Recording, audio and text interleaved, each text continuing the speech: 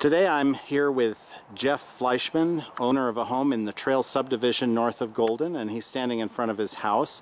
Before we talk about the house, I'll point out that he's standing in front of his two Chevrolet Volts, which he just bought, which are powered by his solar PV system on his home. Tell us about the PV and the other sustainable features that we're going to be seeing in your house. Yes, we have several features. Some things we incorporated when we built the house. Some xeriscape landscaping, which is very water efficient turf and plants. We've got some low flow toilets. We've got some energy efficient windows. And then as the years go by, we've added energy efficient appliances, energy efficient front doorway, and most recently now put in a PV solar system, ground mounted, about 9.6 kilowatts to provide a little over 100% of the power for the house, and gets me a little extra power to run these automotive, the Volts. Let's go back and look at your PV installation, which is ground mounted. Sounds great, thank you. Okay, we're standing in front of Jeff's ground mounted solar system, solar PV installation I should say. Tell us about it, Jeff. This is a 9.6 kilowatt system. There's 40 panels. These are Canadian Solar 240 watt panels. They're connected with N-phase single inverters on the back. I'll show you those in a minute. Okay. This has been installed for about 4 months now. It produces a little over 100% of the use of the house. Including the Volts? Including the Volts. Powers the Volts as well. Okay, show us the inline inverters you're talking about. The inverters on the back here, since it's a ground mount, you'll be able to see each panel produces DC electrical energy.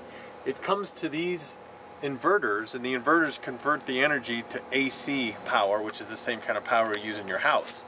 And this AC power is collected through the wiring and then goes back to the house, is measured through the meters, and then is pushed back to Excel for storage, and then I can use it back, pull it back to the house when the demand needs it. Right.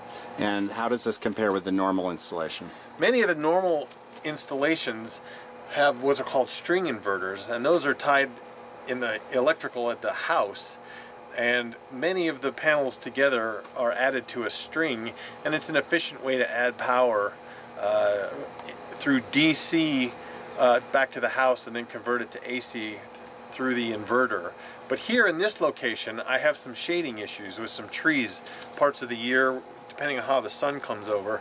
And so rather than the shade bringing down the efficiency of the panels, with this system, each panel produces it the most it can, and when it's shaded for a few minutes or an hour of the day, it doesn't impact the overall performance of the system. Oh, okay. So it's more efficient to do the inline ones like this? Yes, and actually these inverters produce about 5% more than the string inverters on the wall. So if you have the right conditions, this can be a good solution. Okay, and the inverter is the one part of any PV system which is subject to failure. And so do you know when an individual inverter here has failed? You do. These inverters come with direct online monitoring. So through the internet, these put the data over power, goes back to the house, and then it's connected back to the company, and the company allows me through a login to see the performance of each panel and each inverter. And so I'll know if there's a failure or if something's not working correctly, and then this way it's easy to correct. And since this isn't flush mounted to the roof, it'd be really easy to replace one of those inverters, wouldn't it? Very easy. Without replacing the panel. Very easy. Yeah, very good.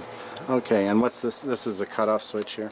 This is the control circuit breakers in the design.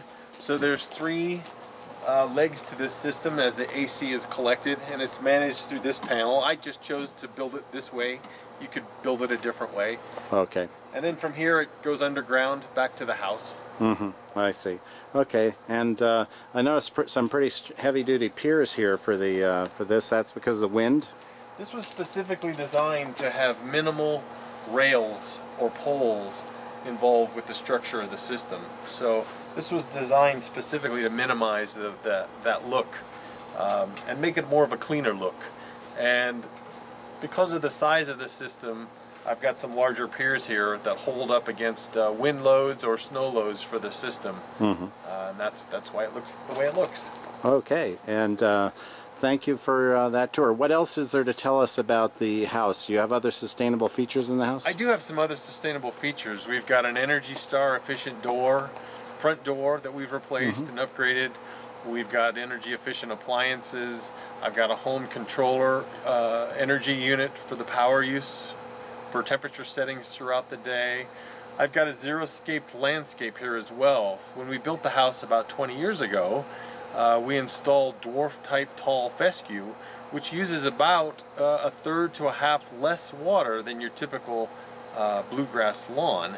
And so when you've got these lawn areas, turf areas, you can use less water and have the same effect. Sure. So this is fescue? This isn't bluegrass? Correct. Wow, from the lushness of it, I thought for sure it was just a regular lawn. Well, you can look at the bluegrass. Actually, in the sun this season, the bluegrass is having a very hard time. From your neighbors, yes, it's not tolerant of the dry periods, but you can see with what I have, actually it looks pretty good. It's very tolerant for the low water. Interesting, interesting. I would not have looked at this yard and thought it was zero-scaping. How much water do you apply to it? I don't know the exact, but again, it's about half of what a typical bluegrass lawn would be. Yeah. And then we have some low flush toilets. We've got some strong insulation. We've got some 2x6 walls that we had designed when we had it built. So we had some features put in that we knew about and could incorporate when we built the house. Okay, great. Anything else you want to tell us? Or is that covered all? That's pretty much it. Okay, well, thanks for the tour. Well, there's one more point about the volts. The volts vehicles or hybrid or electric vehicles make a lot of sense combined with the solar technology, because the solar is made as an off-grid or cost-effective electricity, and then we can go ahead and use that more than just in the house. We can actually use it in the transportation that we have available to us now today. So we get a reliance or less reliance on the coal from the producing for the power for the house, and then we have a less dependence on the petroleum to run the cars as well, all through integrating this solar technology. Right. Thank you very much. Yep.